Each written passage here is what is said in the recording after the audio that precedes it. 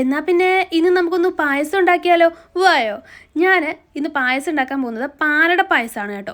എൻ്റെ കിച്ചണിൽ എനിക്ക് കേക്കല്ലാണ്ട് ഉണ്ടാക്കാൻ അറിയാവുന്ന 1-2 സാധനങ്ങളേ ഉള്ളൂ. അതിനകത്തൊന്നാണ് ഈ പാലട പായസം അല്ലെങ്കിൽ സേമിയ പായസമൊക്കെ കേട്ടോ. അതിന് ഫസ്റ്റ് ഓഫ് ഓൾ ഞാൻ ചെയ്യുന്നത് പഞ്ചസാര ഒന്ന് ക്യാരമൽ ചെയ്തെടുക്കുകയാണ്.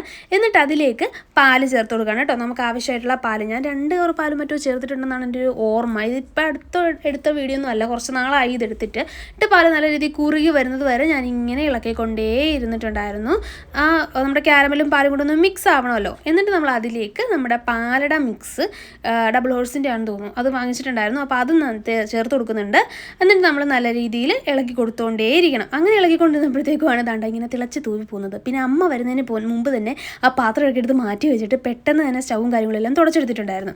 ശേഷമുള്ള ലുക്കാണ് ഈ കാണുന്നത്. നല്ല രീതിയിൽ പാലൊക്കെ പറ്റി നല്ല രീതിയിലായിട്ടുണ്ടായിരുന്നു. എന്നിട്ട് നമ്മൾ അതിലേക്ക് പഞ്ചസാര ചേർത്ത് കൊടുക്കുന്നുണ്ട് കേട്ടോ. പഞ്ചസാര ചേർത്ത് കൊടുക്കുന്നത് ഞാൻ ക്ലിപ്പ് എടുത്തിട്ടില്ല എന്നാണ് എൻ്റെ ഒരു വിശ്വാസം. പഞ്ചസാര ചേർത്ത് കൊടുക്കുന്നുണ്ടായിരുന്നു. അതിനുശേഷം അതും പോരാഞ്ഞിട്ട് ഞാൻ മിൽക്ക് മെയ്ഡും കൂടെ ചേർത്തിട്ടുണ്ടായിരുന്നു. അതുകൊണ്ട് തന്നെ എക്സ്ട്രീം ലെവൽ മധുരമായിരുന്നു. നമുക്ക് ഡയറക്റ്റ് കുടിക്കുമ്പോഴത്തേക്കും മധുരം കൊണ്ട് മത്തടിച്ച് പോകുന്നുണ്ടായിരുന്നു. പിന്നെ ഞാൻ അതിലേക്ക് നെയ്യിൽ ഉണക്ക മുന്തിരിങ്ങ വറുത്ത് ചേർക്കുന്നുണ്ടായിരുന്നു കേട്ടോ. എൻ്റെ അമ്മ ഇങ്ങനെ നോക്കി നിൽക്കുക, ഇവിടെ എന്ത് തേങ്ങ ഈ കാണിക്കുന്നത്. കാരണം ഞാൻ കിച്ചണിൽ കയറി കഴിഞ്ഞാൽ 8ൻ്റെ പണിയാണ് അമ്മയ്ക്കെന്നറിയാം. ഇതാണ് നമ്മുടെ ഫൈനൽ ലുക്ക്. അടിപൊളിയായിട്ടുള്ള